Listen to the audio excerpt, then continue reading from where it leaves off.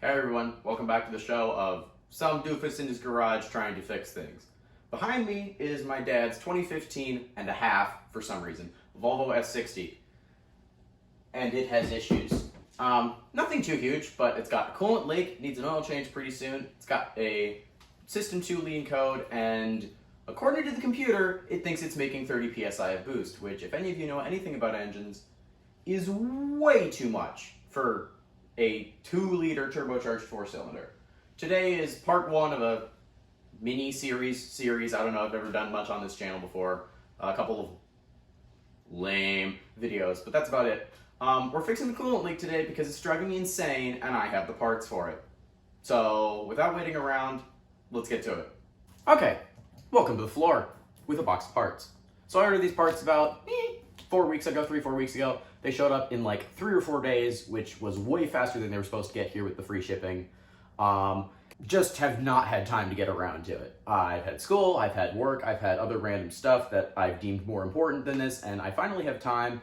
This is my fall break away from community college, and so I figured I'd get to it. Yes, the microfiber towel is blocking out my address because I just realized before this take of this shot that my address was showing, and I really don't want to dox myself. So, yeah. These parts are from FCP Euro. I'm not sponsored by them. I have absolutely no relationship with them other than I've bought stuff from them with my own hard-earned money. Obviously, my dad paid for these parts, but I'm the one who sources them. I'm the one who purchases them. They're great. Free shipping over $49, so $50 or above, you get free shipping. And it says it's really slow. It's actually really fast. And everything they sell has a lifetime warranty except for consumables. Even oil has the lifetime warranty. You can send the oil back to them after you use it. Again, they're not paying me to say any of this. I've just had a great experience with them. I've bought multiple parts for this car, and I highly recommend them if you have a BMW, a Mercedes, a Volkswagen, a Volvo, anything European. They probably have the parts for you. So what I have here is I got an oil filter. We'll do an oil change eventually. I'm not going to do it now because this car does have an oil consumption problem, and I'll get to that later in the video. But basically, I just added a quart of the fancy full synthetic oil it calls for, and that costs like $10, and I want to wait until it burns through that quart of oil before I do the oil change. Because, you know, I want my $10 worth, even though it's not my money. So this is the Hangst. It's an original equipment filter, so it's not genuine Volvo, but the genuine Volvo filter is the exact same thing, only this is half the price. So don't really need that right now. Next thing is an engine air filter. Again, also Mahle. Same thing, original equipment. Just as good as Volvo. We will be installing this today because we have to take the airbox off to get to this cooling hose. It's a pleated paper filter with this like foam pre-filter that's glued on. I've not really seen this design before, but I mean, I guess it works. So we'll put this on there.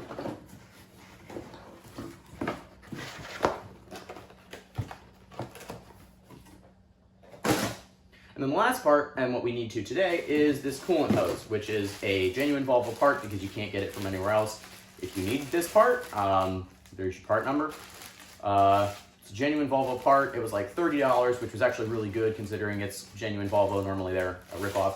And this is a heater core hose with this little ball check valve and some quick disconnects, which in my opinion is not the best way to do this because that's where it's leaking from, is these quick disconnects.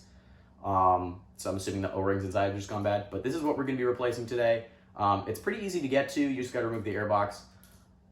You don't have to drain the cooling system in theory because this car is low on coolant, obviously because it's leaking. If it's full, you probably should drain some or at least lower the level of the reservoir with like a turkey baster or something. But this is above where the reservoir is in terms of the level, so this shouldn't, it will have coolant in it, but it shouldn't come pouring out of both ends when I disconnect it. So yeah, let's get into it.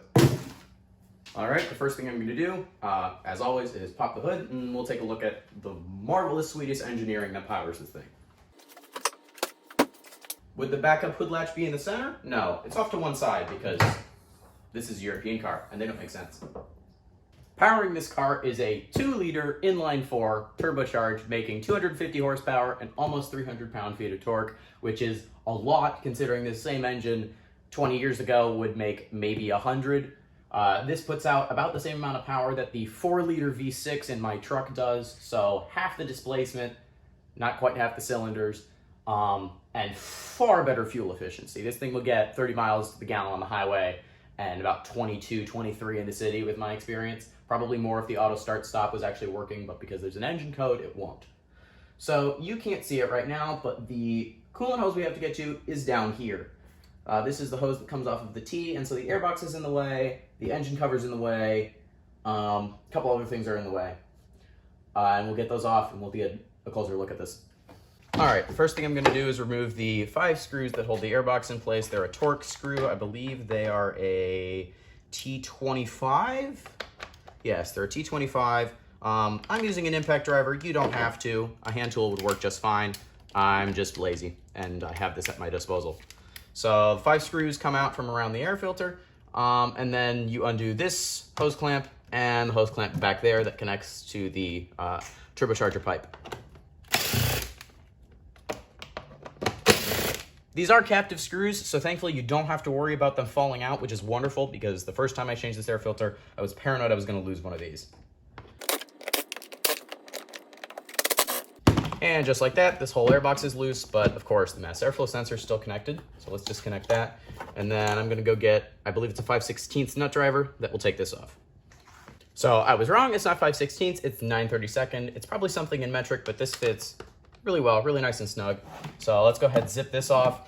The other one's going to require a little bit of finesse because it's hard to get a screwdriver back there and it's hard to get a socket back there without a universal joint. So we'll see, because my universal joint is currently in my truck bed and I really don't want to go unroll the cover in the rain to go get it. With the first hose clamp removed, we can lift up on the top part of the airbox, wiggle it out of the hose, and set it aside.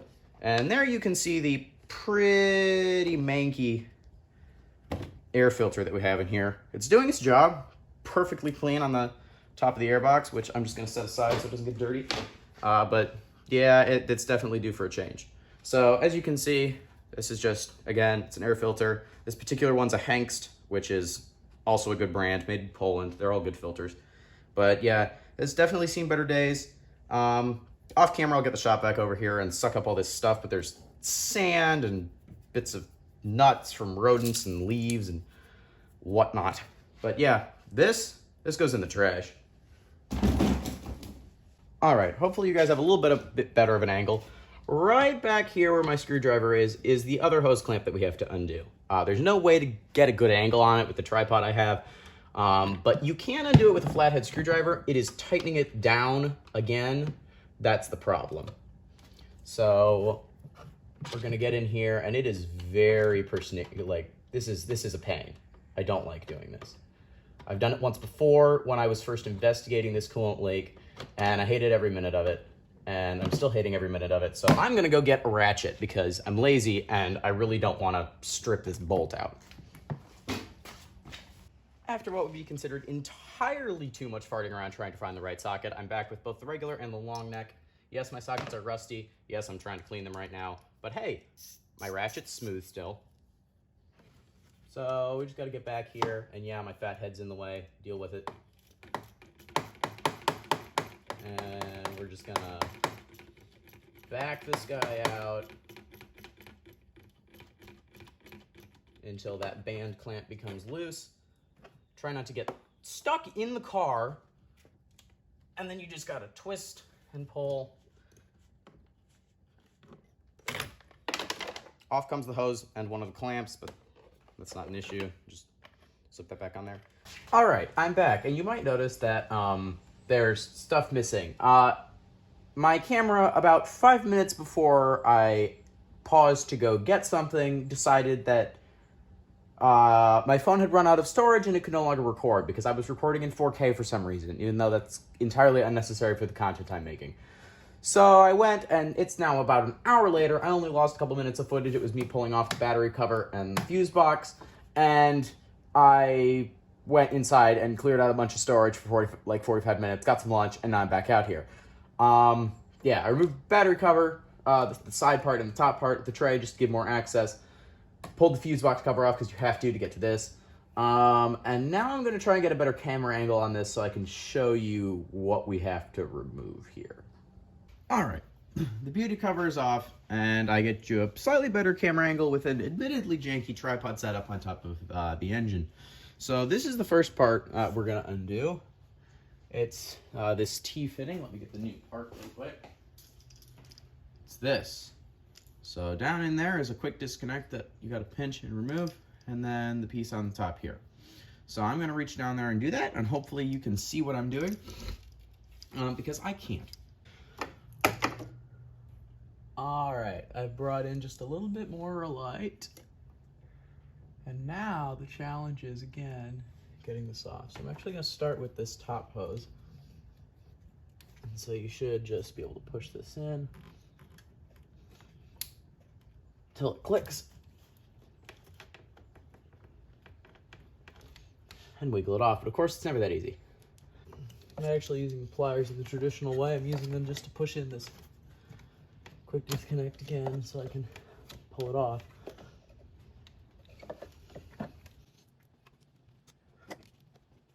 There we go. All right. So now that's off. I'll pull it out of this little hose clip here so I can maneuver it out of the way, and we're gonna stick a cap on that. I got an assortment of cooling system, like, it's too big.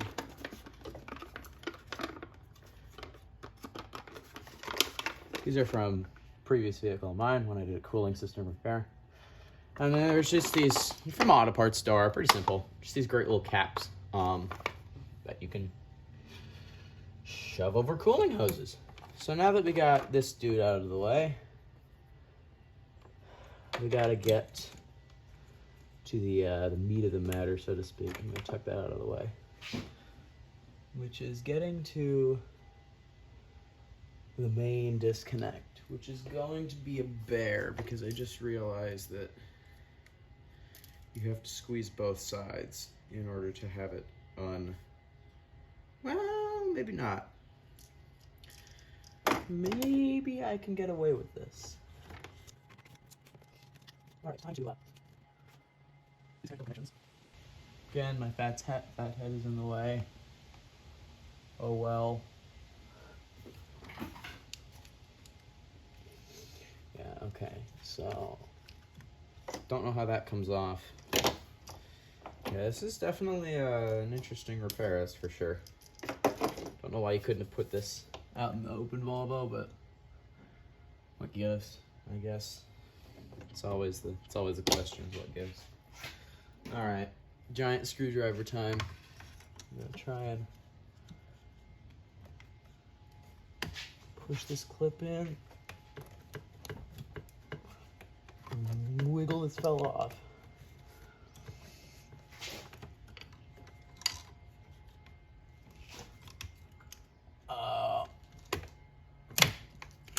Well, crap.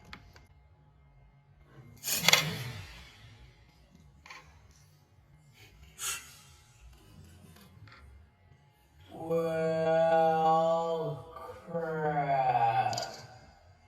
That's suboptimal. Let me go get a drain pan real quick. All right, because this car is low to the ground, I put the one, the only, the legendary garage cookie sheet underneath it, which hopefully will be enough to contain the coolant that's leaking out. So, I mean, now that this is off, I'm gonna lift it up. That's draining a little bit, but not very much. Not much at all, honestly, so. And then, yeah, that's not happening, so let's try the other option, which is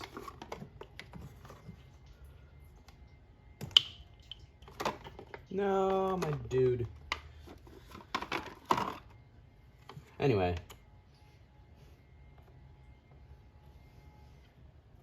Yeah, that's not happening. Oh well. Okay, well, I've got coolant all over my hands, which is fine. As long as you don't lick it, you'll be okay. So, don't lick it. And now I'm gonna try and get my finger back in there. I'm gonna take my Apple Watch off first. I'll be right back. Okay, so of course, obviously this didn't go entirely to plan, which is fine. Repairs rarely do, because this snapped. So now it's trying to get off what's left of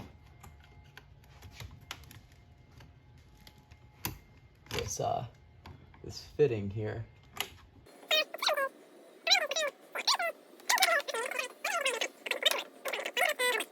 All right, so after a whole lot of hemming and hawing off of camera, about 10 minutes worth, I got it off.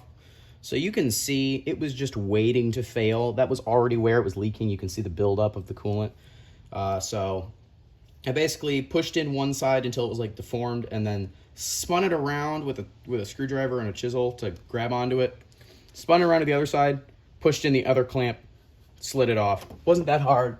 So now I have full access to that hose nipple down there, which I am going to put a cap on just so I lose as little coolant as possible.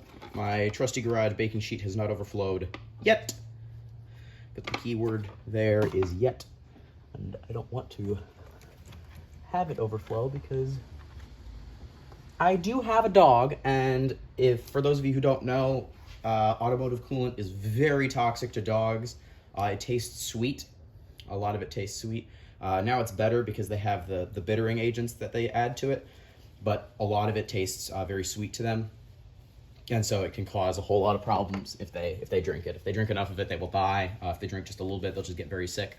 So people, if you have a dog and you're working on your cooling system, please keep coolant away from your poor dog or your poor cat or whoever.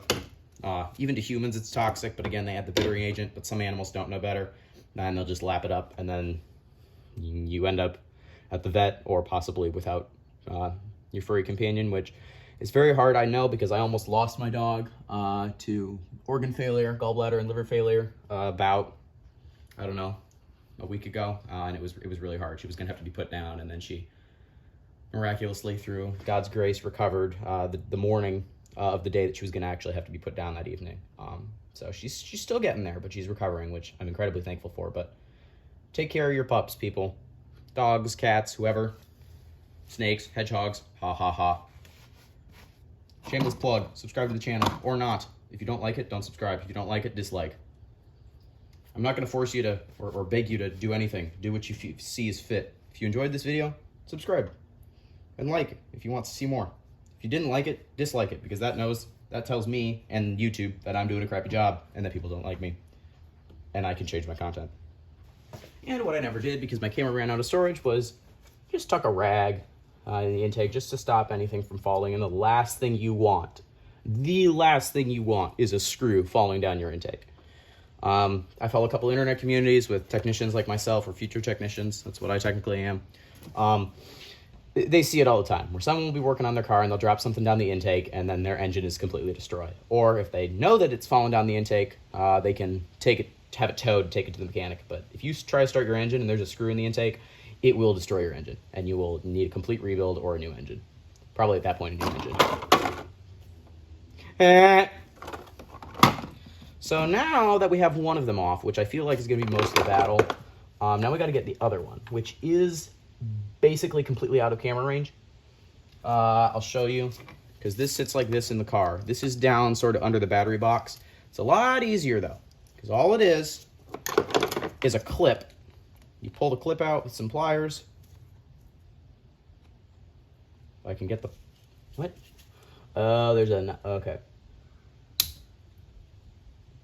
Pull the clip out with pliers or screwdriver until it's about like that, and then you can slip it off. So hopefully a lot easier than this dumb push thing that Volvo's done on the other one, because I really don't like this connector. I wish it would be like fuel rail connectors like you can see here, where it's just one as opposed to two, especially when it's down in a spot like that where they know you can't get to both of it. I mean, come on. Obviously it's doable, but it's just a pain, Volvo. Come on. So I'm actually going to move the camera out of the way for this one because I need a better angle, but I will see you once I have that undone, because again, you know what I'm going to do to it. Okay, so I have gotten that stupid little clip unstuck, which was actually not as hard. Way easier than that stupid thing. I bolstered my trusty garage sheet pan with a piece of cardboard underneath to catch anything that goes anywhere. Obviously, I'll clean it up, but it just makes cleanup easier if some dribbles outside as opposed to me having to get the hose out here, rinse out the garage and all this nonsense. So now, in theory, I should just be able to slide this hose off. Again, my head's in the shot. I do not claim to be a professional by any means. I am a doofus wrenching around in his garage who does not know what he is doing. Okay, that's a lie. I do know what I'm doing. I just, maybe not as much as I should. So here's the little devil clip. So now it's just a matter of getting this off, which is gonna be fun in and of itself because it's stuck on there because this is almost a 10-year-old car. And surprise, surprise, things in 10-year-old cars don't like to go anywhere. But thankfully, I can slip a large flat blade screwdriver in here. There's a little shoulder that I can press against. Hey! All right. Okay, what is this caught on? It's caught on literally everything. Come on! Get out! Ah! The greatest technician that's ever lived. Just kidding, I'm a doofus. And you can see it was leaking around here too. That's the problem. See, it was leaking where this hose clamp is as well. So not only was it leaking up here, it was leaking down at this other connection. So this part is scrapped now. Into the trash bin. Now we can put our new part on. First, I'm gonna see, okay, we're doing all right. Might have to run to the store, get some more coolant, but that's not a big issue. I do have about a gallon on hand for this car because I have to keep topping it up, but I'm not too worried about it if I do. So I'm gonna take the new part. I'm gonna get some coolant on my finger from my jug over here. I'm gonna lubricate all of our O-rings. Don't use oil on these O-rings. Oil and coolant do not mix. That's what kills engines. So use your brain. I know you all are smart. Again, if you're doing this yourself, which I could not find a good tutorial on YouTube for this repair. I could not really find any information, which tells me one of two things. Either it's a really obscure problem or no one's ever tried to fix it on their own, which also surprises me. Because if you don't know, dealership repairs on Euro cars are not cheap. So now we just gotta finagle this back into place. Okay, I wanna make sure I'm not missing something here. No, I am not. These are the same part. And they are just a pain to install, I guess. There we go. That's how I wanted it to be sitting. There we go. All right, very good, very good. Now we can pop this part up there. Wipe my hands off again. Yes, I'm getting coolant on my flashlight. It's all right. Shameless plug for this flashlight. It's a ThruNite T1S, waterproof, dustproof. I got it for 20 bucks on Prime Day. It's like 1500 lumens, which is not the brightest in the world, but it's tiny and I love it. Clip it on your pocket. You got it all day long. It's just there for you. So we're gonna now mop up a little bit of this mess that I put on the new hose. We're gonna get it clipped into the clip, and Volvo gives you little lines as to where the clip goes, which is amazing. Thank you, Volvo, very cool. And then we can put this end on. But I gotta pull the cap off first that I put on there. So we'll go ahead and we'll pull that off, tuck that aside with our other caps. If you're worried, no, there is not coolant all over this car. It's raining where I live, probably raining where a lot of you live, at least at the time this is filmed. It's currently Thursday. This video will hopefully be out by the weekend, but no guarantees as always, because I have a life and I am also just a doofus. Does this have enough coolant on it to lubricate it? Yeah, it should. Biggest thing with installing O-ringed components, you don't want to roll the O-rings. If you roll the O-rings over, they won't seal properly. So obviously not much of an issue if it doesn't have O-rings, but a lot of these components do. A lot of these little cooling hoses. Just checking on this dude, which again, proof of concept, Volvo can do this. This only one has one clip. Clip that guy in. This clips onto this. So there's, again, a bunch of these hoses all nestled together, all nice and neat.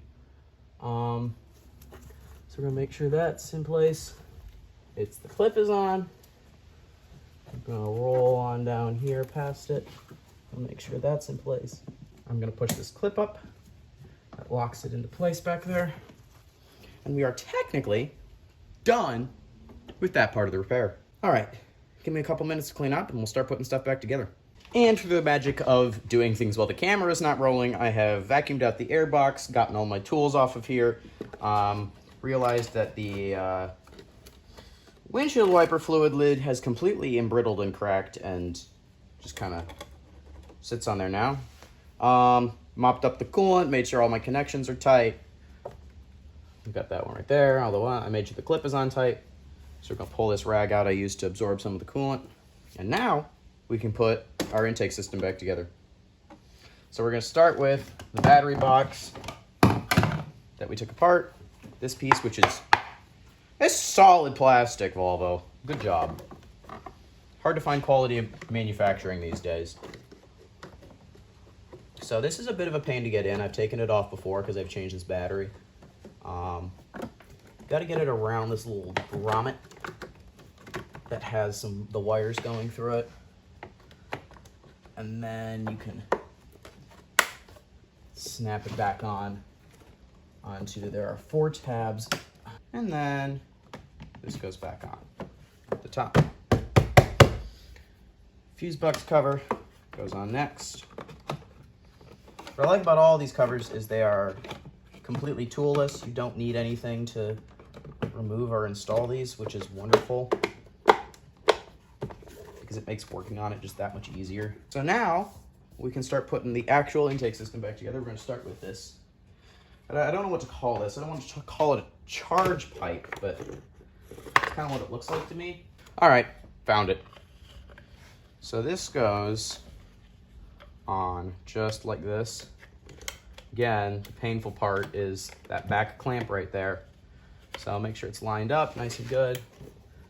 Pull your little rag out, wipe it around a little bit, just get anything that's out there. Make sure there's nothing in there. Good. I twist and push at the same time. There we go. So now that's on. Don't tighten this down yet, is my advice to you. Wait until the rest of the airbox is installed, because if it's slightly misaligned, you're gonna have to undo it again, and that's massive pain, and you know, no one likes a massive pain. So now, once again, new parts, fun.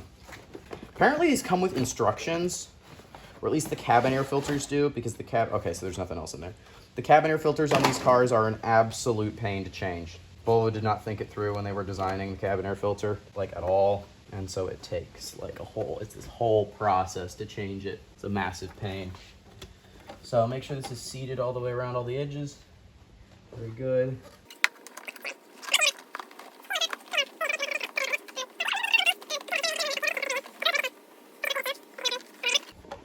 And then, awesome. So it's starting to look like a car again, isn't it? Or at least look like an engine bay. So I'm gonna reconnect my mass airflow sensor. So those of you who have keen eyes or just like to pick nits in the comments will notice that now I'm using hand tools. And that's because I never use power tools when I am putting fasteners that go into plastic back in, because it is just too much of a risk of me over tightening it and stripping it out. I have to be able to feel what's going on. And so I use a ratchet. If you look, I'm not using the full length of the ratchet. I'm using the edge, using the head of the ratchet. So I can't exert that much force on this. And so just like with mounting up a wheel, you're gonna bounce around in kind of a star pattern, tighten these all down evenly, because you are squishing that new filter into place. That new filter is the seal around the edge of this air box. So you kind of gotta compress that because it's new foam. I'll show you the old one after I'm done with this, and you'll see what I mean.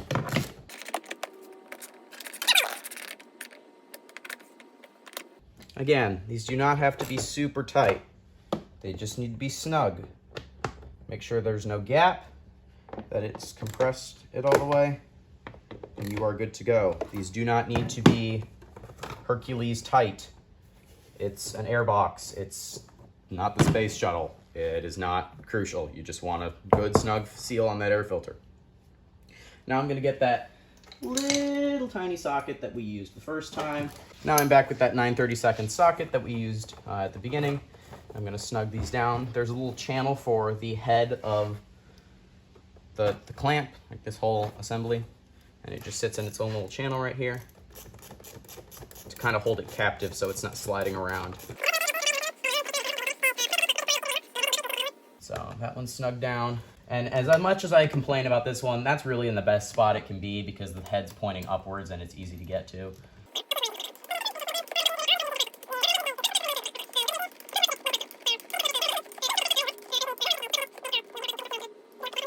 tighten them until they're all nice and snug. Make sure everything's good. We go double check all my connections down there. Reach all the way down there. Fat head in the camera again. So we're all good. Let's go fill up the coolant. Welcome to this unknown realm of the other side of the engine bay, where the coolant overflow tank is. Only it's not an overflow tank, it's part of the system. A lot of Euro cars have this, where what you call the reservoir tank in most cars is actually an expansion tank, and this is under pressure. This is the same thing as your radiator cap. Normal car, you can open the overflow tank with the engine hot. You can't do that on this. There is no other radiator cap. This is your radiator cap. This is the pressure cap. You can't open this while it's hot, because this is fully tied into the system. This is under pressure. So don't mess with it. Don't respect cooling systems. I had a friend who got seriously burned because he decided to open a radiator cap while it was hot, and it spewed boiling hot coolant all over his face. So don't do that. They say on the cap, do not open when hot. Open when it's cold. Now, obviously, if the engine's still a little warm, that's okay, but I like to wait at least an hour, if not more, before opening the cooling system. 15 minutes is not going to cut it. This is a giant hunk of metal. It retains heat for a long time. Always use the right coolant for your vehicle. In this case, I'm using European blue coolant. It's the Peak OET stuff. It's the cheapest available. The OEM Volvo is about 3 times the price of one of these jugs, and one of these jugs is already almost $20, sometimes more, depending on where you get it. It technically does say Volvo pre-2015, but this is kind of the gray area. But this came with the blue coolant and not the purple stuff they switched to afterwards. So I'm going to assume that it's the blue. It's the technology. It's silicate hybrid organic acid. And that's what they specify in the manual. So I say it's good. Don't buy the Asian blue stuff. They look very similar. I hate how similar the packaging is. They are not the same thing. They are different formulations. All the color is a dye to try and help you. The fact that 2 different kinds of companies use the stupid blue stuff is incredibly annoying to me. So we're gonna fill this up. This is about half of a jug, maybe a little bit more.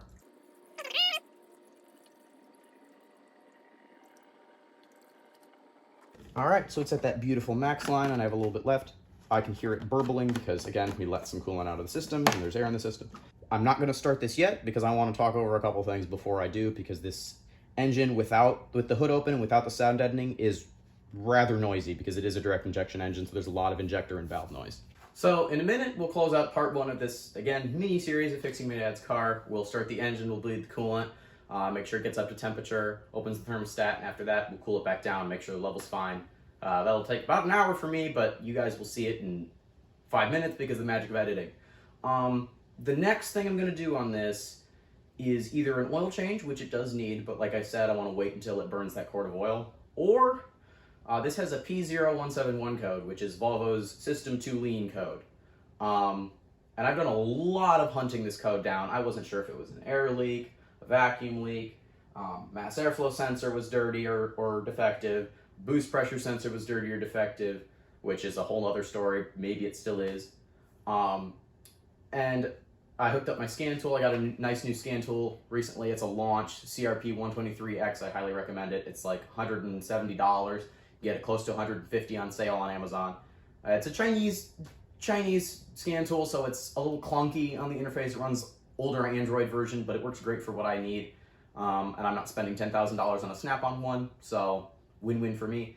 But looking through all the data on that, what I will see here is the front O2 sensor on this car, which is the wideband, and what is telling the car what the air-fuel ratio it's running at is, when you have driven the car for, again, a mile or so, and you're applying just the throttle you need to stay cruising, and then you let off the throttle and it goes into like loaded deceleration using the engine to brake, that front oxygen sensor will spike to lean and think that the system is running super lean.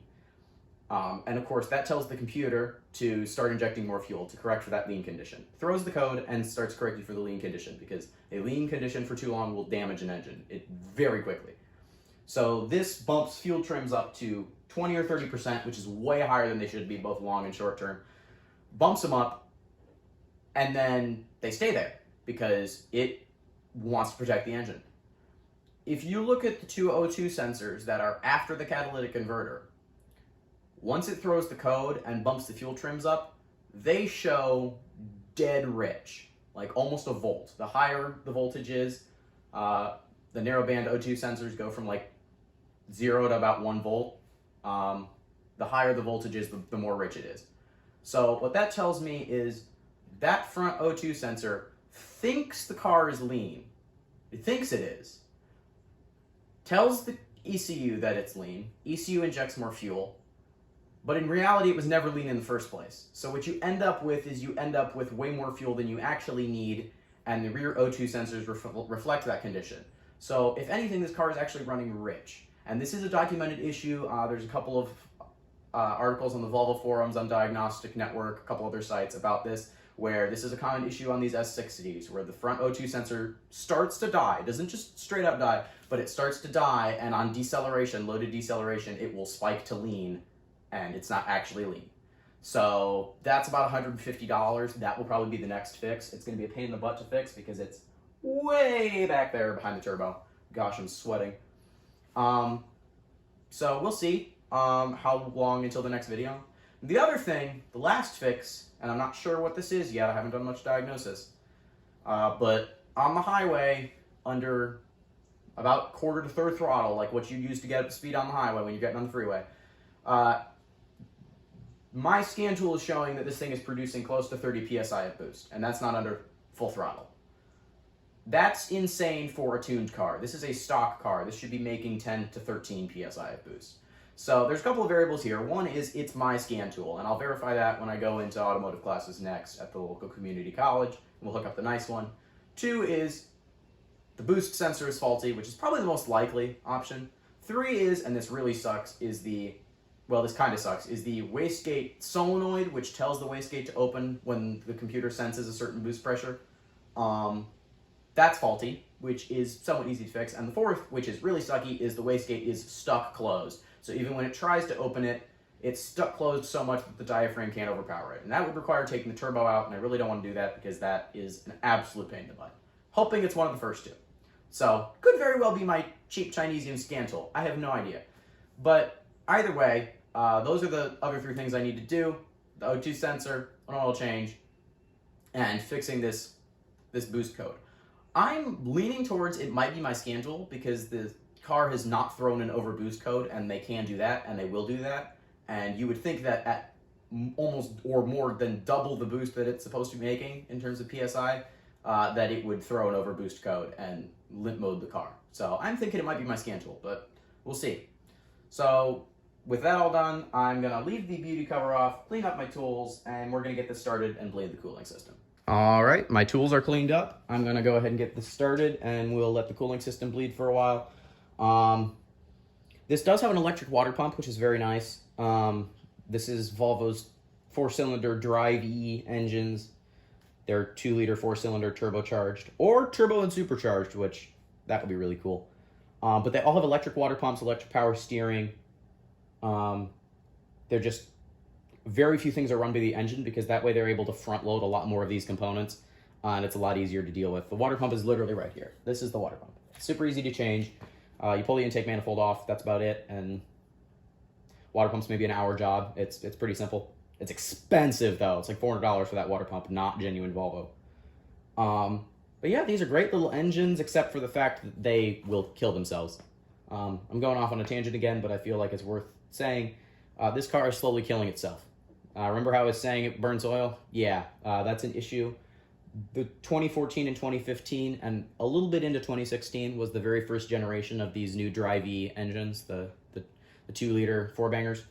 And Volvo allegedly knew about and hid the fact that the oil rings on these engines are defective, and the drain holes in the ring to allow the oil that scrapes off the cylinder walls to return to the sump, they'll get clogged because they're not large enough, and they will then no longer drain the oil back to the crankcase. And what you'll have happen is any oil that gets splashed onto the walls of the cylinder on the piston's way up will just get burnt on the way down because it's not being squeegeed off the cylinder wall, so to speak. It is a recall. Volvo will do a oil consumption test, which is basically they do a free oil change for you, weigh how much oil's going in, and then after a certain number of miles, they drain it and they see how much is left. And over a certain threshold it's this warranty bulletin. Of course, Volvo's extended warranty for that after a class action lawsuit only extends to 8 years or 100,000 miles, whichever comes first, and this car is at 150,000 miles. So it is beyond that warranty. My only hope is that it's just a little bit of mild oil consumption and not actually this death problem. Again, I don't know the exact serial number of this engine. There was a serial number where they started being able to fix this problem. But the only real solution for it is new pistons and rings, which you can do with the engine in the vehicle, but you're removing most of it, and it's like $5,000 at a shop. That's just like half of what we paid for this car when we bought it a couple years ago, so it's not really, it's worth even less than that now, so it's not economically viable to do that. So we're just gonna kind of let it run, see where it ends up. If it starts burning an unholy amount of oil, then we'll get rid of it.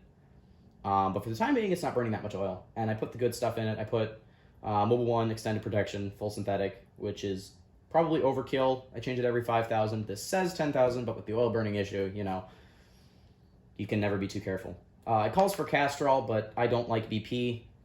I mean, I don't like ExxonMobil. I don't like big oil in general because of just the corporate greed. I don't have an issue with petroleum products. I think that we are leaning towards electric stuff and that we should be somewhat conscious about the climate, but I'm not Green New Deal person who is, oh, all oil is bad. But I like BP's corporate politics less than ExxonMobil, so I buy Mobil 1 as opposed to the Castrol Edge that is recommended by Volvo for this. The Mobil 1 still meets all the warranty specifications, like this car is in warranty. And of course, this car doesn't take 5 quarts of oil, it takes 5.7. So you can't just buy the 5-quart jug. You got to buy 5 quarts and then shell out the $10 for the individual quart, which is it's too expensive. And I can't get over how expensive the Mobil 1 has gotten over the past couple of months as inflation's going up and people are buying less stuff. It's insanity. So I'll stop rambling because, well, I have a tendency to ramble, and we'll get this started. And you can listen to kind of how noisy these direct injection engines are without any sound deadening whatsoever. They have a lot of injector and valve noise, and that's just normal for especially the S60s. With these engines, it just kind of sounds a little diesel-y at idle because of the high injection pressures, and they're not injecting it on the downstroke. They're injecting it on the compression stroke, the fuel. Still being lit off by a spark plug, so it's not compression conditions. It's not a diesel engine, but it kind of sounds like one. So you can kind of hear what I mean now. It doesn't sound bad at all. This engine runs really well, really smoothly. So we'll let this come up to temp, make sure the coolant's flowing throughout it, open up the thermostat, and we'll see where that gets us in terms of coolant level. All right, well, it's about half an hour later. I bled the cooling system. Tried to get it up to temperature at idle, and it was just not happening, so I drove it with a jug of coolant in the passenger seat for just a little bit. It's up to temp. Didn't need any extra coolant. The gurgling I heard earlier bled everything out. So it's all fixed for now in terms of the cooling system. So again, next thing is either oil change or oxygen sensor. But thanks for tagging along on this crazy adventure with my big head in the camera all the time, because I can't get good camera angles because I have an iPhone 11 in a tripod and not some weird, funky, over-the-engine bay camera like a lot of people have. But if you enjoyed this, subscribe or like it if you want to. If you didn't enjoy it, dislike it and don't subscribe, because I want to know what you guys did like and don't like, but at the same time, I'm still going to make content that I want to make because this is what I enjoy and this is what I love, and I love being able to share it with you. Thank you all for joining in, and I will see you next time.